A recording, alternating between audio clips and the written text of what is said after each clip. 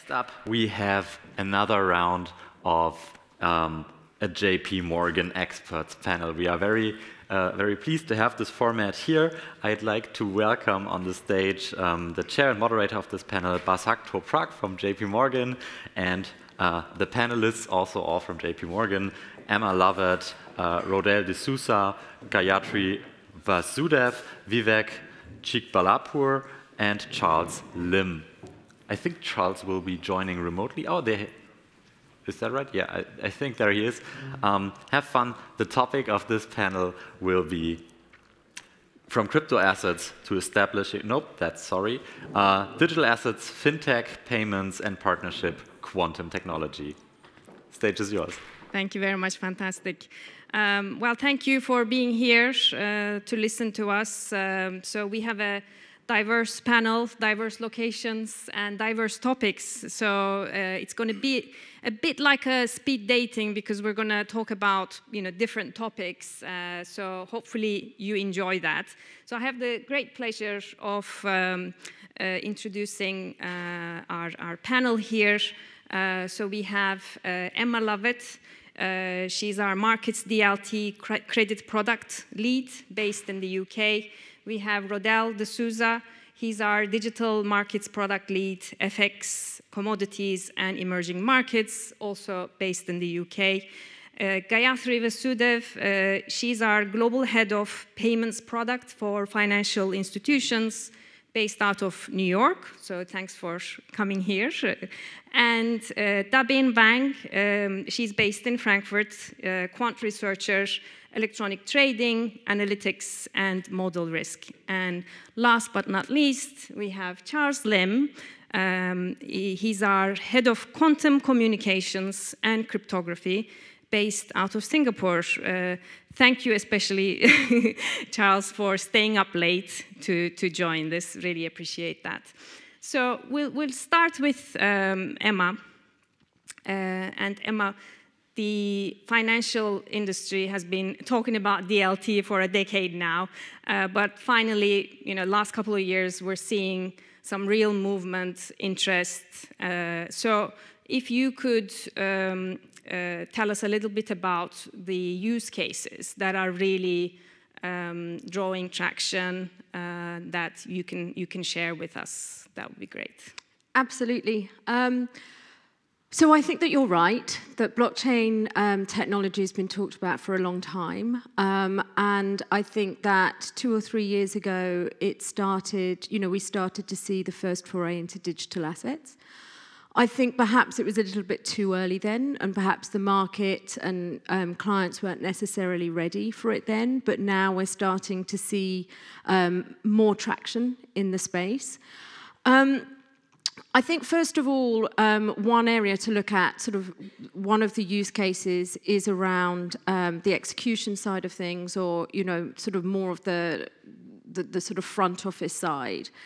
And I think that there's huge potential there for real innovation.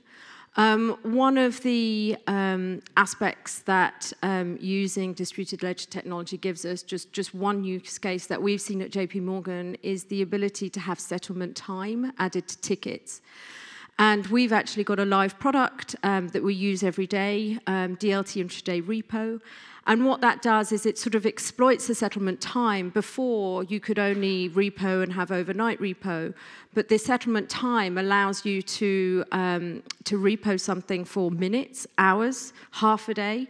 And that's, one of the key innovative products that we've seen come out of using DLT repo. Going into sort of more traditional assets, I think the settlement time can be used, and we'll see it being, we'll see more and more in that space around if you're an investor and you want to do an extremely complicated set of transactions. You can use that settlement time so that you can make sure that you receive an asset in before you then sell it out. And you can do that, 20-fold if you need to. At the moment now, everything, if you do everything for same-day settlement, it all goes to a clearing system and you just hope there's no bottleneck. There often is. Or you have to hold the asset overnight to be assured that you'll be able to sell it out the following morning. So I think there's huge space for innovation there. The other thing that we see is, if you think of a bond, all our traditional bonds at the moment, the fixed rate bonds, coupons are annual or semi-annual depending on their format. Well, that's because, when bonds were first invented, you had to literally tear off a strip and send it in, and doing anything more frequently than that was really, really cumbersome. But if you're using DLT technology as your underlying technology, why could you not have coupons paid daily? That would allow an issuer to manage their liquidity. And again, it would allow investors, it sort of totally eradicates the need for any kind of dirty price, clean price when you're trading. So that's quite exciting, sort of thinking about using the technology and sort of just taking the product a bit more efficiently. And then the other side of things that I know is probably talked about most often, but it's around the ops space. If you think about what a lot of ops teams do, and I think that the previous speakers have sort of spoken about these large legacy systems that we have. A lot of ops work is often reconciling against platforms, reconciling against different systems, reconciling against different ledgers.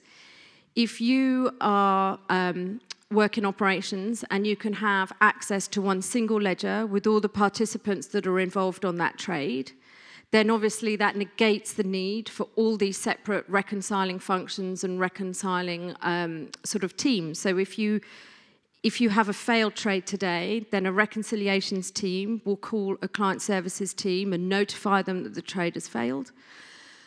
Then that client services team has to call a custodian or a bank or try and find out why it's gone wrong, where it's gone wrong.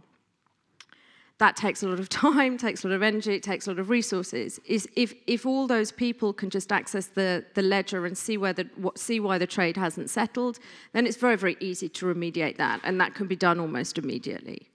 So that's another sort of real use case that we see. Yes, no, great examples. We were talking earlier, and you said it's not the hottest topic, operational efficiency, but it's real, and there is real benefits. So my next question will be around going forward. Where do you think this is heading? If you think about a scale of minimal disruption to maximum disruption, where do you think DLT in financial markets will land? So we've seen this afternoon again that the status quo is that these aren't off-the-shelf products yet. If you were an investor and you wanted to buy a digital asset tomorrow, that's not easy. Most of the digital assets that we see are, months and months of initiatives to sort of get us there. I think that we're seeing more of a migration onto digital assets. I think for the short term, they'll be sort of complementary, existing alongside traditional assets. But we do think that long term, there will be an inflection point, and that most assets, where it adds value, I'm not sure that every type of security will move to DLT, but where it adds value, will move on to underlying DLT technology. And I think with that, once you get to that inflection point, there'll be a real pressure from the market to start tokenizing the legacy securities, so from traditional onto digital, so that clients can consume them all in one place. Yeah. So that's what we see. Now, I think one of our biggest challenges is it feels like we're all in the same space. We're all facing the same challenge. It's around liquidity. It's around interoperability. So I think that there will be multi-networks so that clients can choose which network they want to use to enter the digital asset space. But we need to work, in partnership and coordination to make sure that clients get that choice. So I think that's what our work's going to be for the next few years. Yeah, fantastic. Great insights, Emma. Thank you. Let's move to our next topic with Rodel. We're going to talk about it just works when you start, I guess, institutional adoption of digital assets. So it's a general kind of upward trend, but it hasn't been easy, and still there are kind of challenges. What are some of the factors really preventing the wide-scale adoption? Yeah, so if you look at crypto assets in general and look at what's data that's available in the public domain, and you look at public and private companies and how many of them hold Bitcoin, for an example, on their balance sheet, that's roughly 4%. You have another 4%, of circulating supply held by ETFs. So there's roughly 8% of total circulating supply for Bitcoin held by institutions. It's getting there, but it's not yet in double digits. We can talk about ETH and the validators and how much of it is institutional adoption, but it's not there yet. What are the impediments? I think there are 4 verticals that we are tracking. One is regulatory clarity. At the moment, it's impermissible as an asset for banks to physically hold across geographic regions. It's impermissible. It's also unclear that is this a commodity or is it a security? If you look at some of these tokens, they have voting rights. They pay you a dividend. They may fail the Howey test, and it could be an investment contract, and therefore it's a security. But that's all up in the air. It's not clear. It's unclear whether it's a commodity or it's a security. And I think some clarity legislation in that space will help. So, the second aspect is capital rules, capital treatment. It's very punitive for banks to lend balance sheet on digital assets, full stop. Some of those, are work in progress, but at the moment, that framework is very punitive. And because of that, the industry as such is missing credit intermediation, what some of us know as prime brokerage. You might have, primes, but that scale isn't there. So credit intermediation, prime brokerage is missing. We all know what happened in the summer of last year. And even most of this year with the credit events, but credit and prime intermediation in size is missing in this market, and that also then leads to liquidity. If you go into some of the large exchanges, this is all public data. The average top of book or the average size is anywhere between $3,000 to $10,000 for Bitcoin. If you're an institutional client and you want to do $1 million of Bitcoin or 10 million, you have to go OTC. You go OTC, you pay 2% bid off a spread, because if you trade on an exchange, there's slippage and there's market impact, and people know, your position effectively. So I think the culmination of, reg uncertainty, capital treatment, lack of credit intermediation of prime brokerage, along with liquidity constraints, are factors that also Venn diagrams, factors that are impeding institutional adoption. There are many more factors, but I think if we solve for these 4, I think we have a fighting chance of moving ahead. Right. Yes. So obviously, considering all of that, still, institutions want to kind of start getting into this. And what are the kinds of things that they should be looking into? There's a lot going around, digital identities, protocols. What are your thoughts around what's really kind of important to look into? So, there's a lot of institutional, demand for a thirst for knowledge. Some of the use cases at the moment are uncertain, right? They're in an A/B test or whatever you want to call it. But at the moment, it's investment. People want long only or short only. But let's be honest, blockchain, a public blockchain is here to stay. There are actual real use cases. To me, 3 use cases that I keep a close eye on is lending and borrowing on public blockchains, because this could disintermediate banks up to a certain size. The second one is digital identity through zero-knowledge protocols. Today, people think, trading on Bitcoin, it's anonymous. It's not anonymous, it's pseudonymous. Banks aren't afraid to trade or transact anonymously. We do that today in fixed income on foreign exchange with anonymous PBs and ECNs. We do that all day long. But we know that the PB's done KYC and AML. So I think that the next foray is digital identity through ZKP, zero-knowledge proof protocols. And the third one is really propagation of market data on-chain, low latency, disintermediating exchanges, co-locations, cross-connects. So, use cases would be lending, borrowing, credit, digital identity, and market data. Great, thank you. Thanks, Rodel, for those insights. So let's move on to Gayatri. Gayatri, we talked about digital assets, use of DLT in markets. Obviously, payments is one fundamental piece of that infrastructure.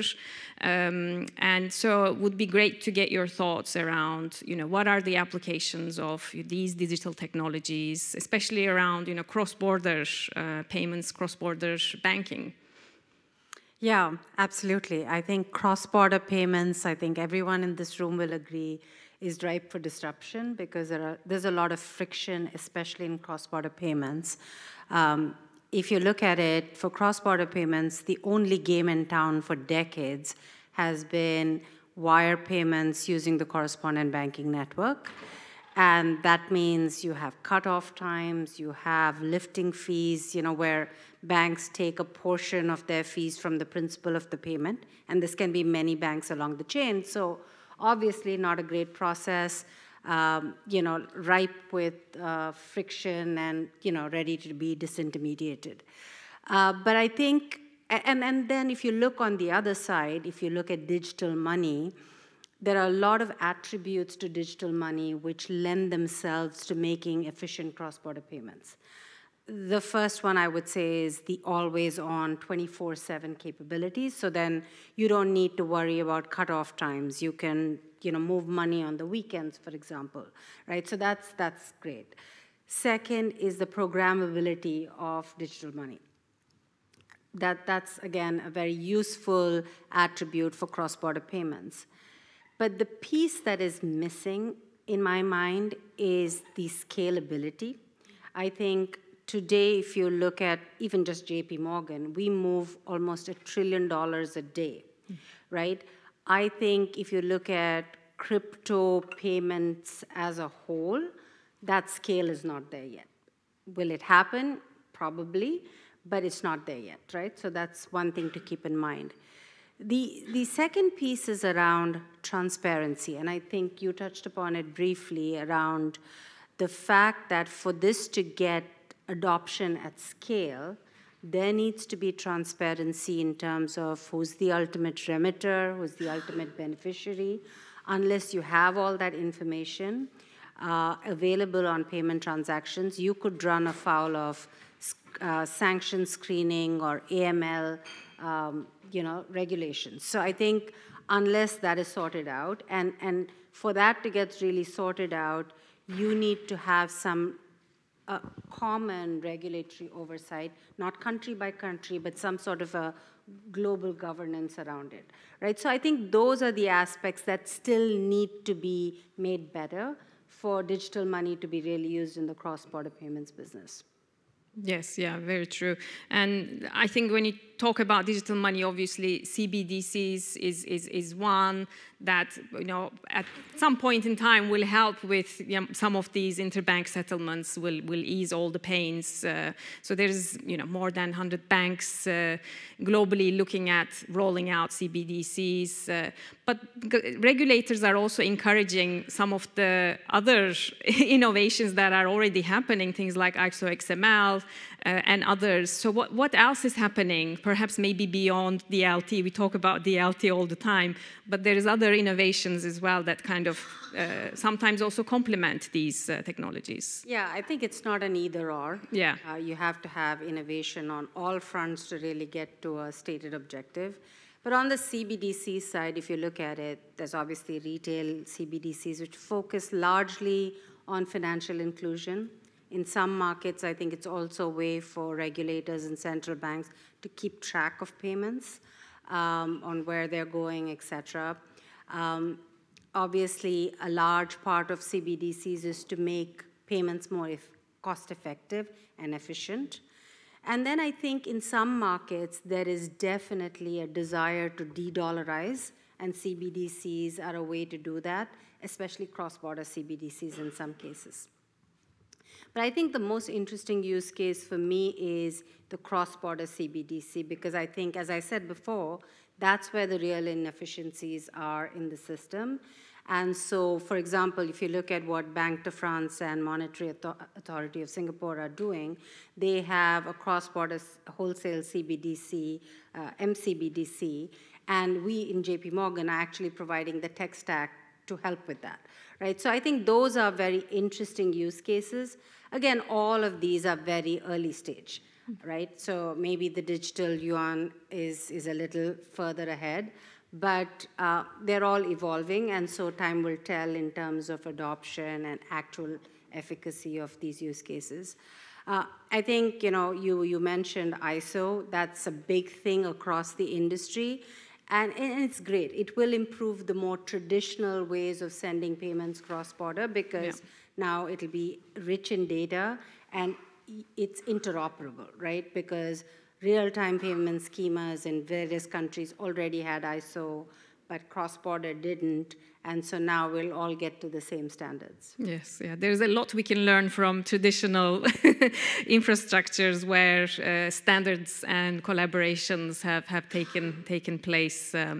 So my last question, Gayatri, for you is around some of the platforms, blockchain platforms out there, including one that JP Morgan is a founding member, Partior. So how are platforms such as Partior helping cross-border banking?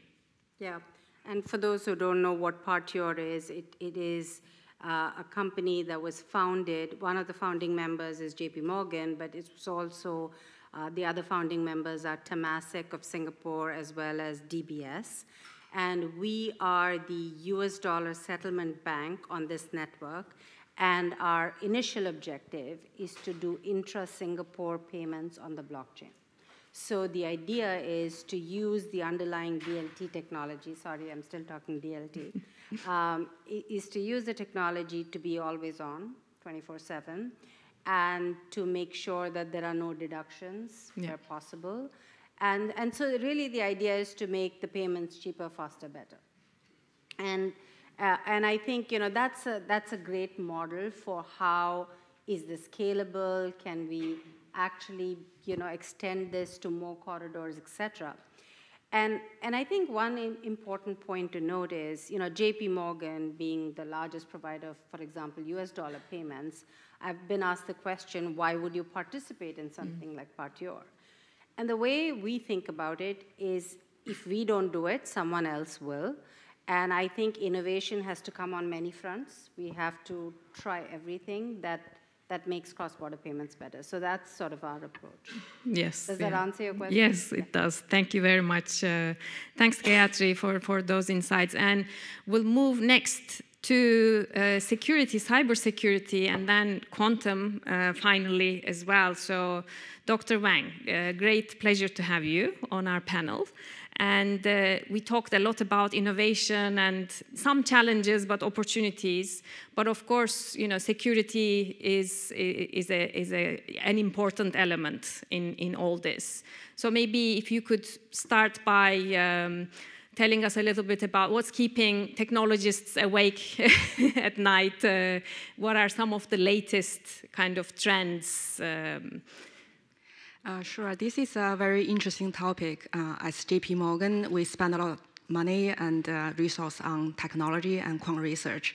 So one of the big interesting thing is always looking back to the history. So one of the research area I was kind of focused on is on like hacking. As a developer myself, it's interesting to look at the cybersecurity side of the story. So 2021 and the first quarter of 2022, it was the peak of crypto markets. Same time is the peak of hacking and scam of the blockchain. So it was estimated it's around 2 billion. It's sort of big. 2021, we have the largest hack of the blockchain in the history. It's about 600 million mark to market at that time. It's the Poly network hacking. Similar to that, we also have, IC Infinity, the Robin network attack, same as like a wormhole attack. So do we really learn from the history? Sometimes yes, sometimes no. So it's kind of repeating by itself. So most of the kind of the cybersecurity loss, for example, 70% of it is coming from cross-bridge hacking. It's just repeating itself. There are kind of good reasons, and there's also like bad reasons. So one thing is about kind of like a FinTech. As a startup, we sort of work in a sort of like independent way. When hacking happens, most of the time you see that the company is as a standalone trying to negotiate with the hacker. And post-event, information is not really shared. People sometimes don't feel comfortable sharing, and sometimes people kind of like rewarding the hacker and let them like return the money back. So a lot of information actually being lost in this process. So I think as a kind of like a quant researcher and technologist, as a developer, I think it's an important topic. Besides real-time analysis, and of course, like more interesting, like later on, Professor Charlie will talk about quantum computing. An interesting thing is also on the standardize this type of audit testing framework, making sure that as a FinTech community, we work together, we share the information, we have a buffer around this type of attack, we accumulate knowledge. So this is kind of one thing keep us busy to just research on, what is the history, what happened, yes, and what we can do better. Great. Thank you. Thanks, Dabin. I'll move on to Charles. Thanks for being patient and staying, Charles. So we obviously, we are in Germany, so a lot of the theory of quantum mechanics were actually born here. So I'm sure the audience is quite familiar. But maybe in your own words, if you could describe quantum technology to us, and what are the how does quantum computing disrupt cybersecurity? Thank you. Yeah, thanks. Are you guys able to hear me? Yes. Is it clear enough? Okay, thanks. So, in a way, how we deal with computing today is really, dealing with digital information where you process a stream of 0 and 1s, right? But with quantum computing, we're actually encoding information, digital information, into the states of physical system, right? So you can imagine this is really putting information into a very small scale system, so small to the extent that you wouldn't be able to see with your naked eye. You would need very specialized equipment to be able to observe these devices. And these systems, when they are put in such a small scale, they are able to exhibit very, counterintuitive and bizarre phenomena. And this phenomena has been harnessed to produce, speed up effects that we have now seen in quantum computing, as well as in other domains like communications and sensing. So, my advice often to students coming from other domains, not only within the traditional physics track, is that do not try to understand why quantum is this way, because honestly speaking, very few people can put their hand on their heart and would say that, they truly could understand why quantum behaves like that, right? It's really just a way for us to understand the nature. But most importantly, for many of us today, who are trying to translate that knowledge into viable technology today, we are just treating it as a program, right? You key in certain parameters, and then you're able to get new innovative solutions out of it, right? So in a nutshell, that is my typical answer, yeah. Great, thank you. And how does quantum computing, disrupt cybersecurity? If you can touch on that, and maybe you can also talk a little bit about cybersecurity, proof technologies as well.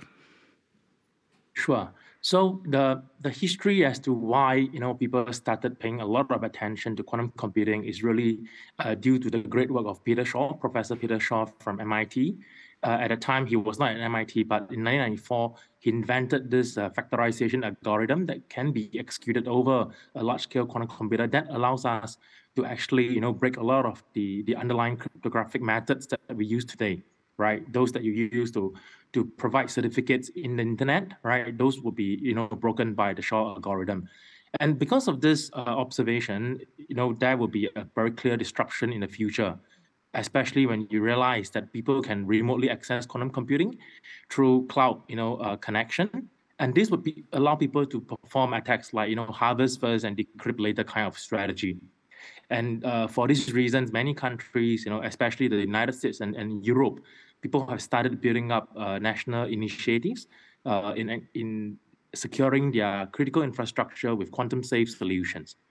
Yeah, and for the types of solutions out there today, you can broadly categorize them into two paths. So one would be a software-based solution that would be called post-quantum cryptography, right? These are based on the belief that certain math problems are hard to crack even with a quantum computer, and thus you can use them as a basic building block to really develop, larger cryptographic applications like zero-knowledge proof, as one of our colleagues was sharing earlier on. Right, and the second path is actually more hardware-based kind of solution, and that is what we will typically refer to as quantum key distribution, or QKD in short. And this is something that the European Union has invested heavily into with the development of I think Euro QCI platform for that. Yeah. Great. And my last question for Charles. So if you look across the space, how do you see the state of global quantum computing, specifically in financial sectors? Yes. So I think one of the most popular industry that we believe that quantum computing will be useful for is actually finance. And there are three broad categories, again, that we can imagine. The first one would be more focusing on derivative pricing, right, and risk analysis, and this will involve solving, stochastic modeling issues and challenges. The second one would be related to portfolio optimization and also to do hedging, swap netting kind of modeling, and that would be, intimately related to optimization. Finally, the last one would be, kind of fraud detection based on machine learning and also artificial intelligence method. We believe that quantum would provide a kind of speed up in those domains as well. So I would say we're still in the early days, but the signs are very promising. And hence, you can imagine that our company has invested very heavily in securing quantum talent as well. Great. Thank you very much, Charles. And thank you for all your efforts and work in this space. Thank you very much for listening. It was a whistle-stop tour of different topics, but hopefully you enjoyed it. Thank you so much. Thank you. Thank you. Great job.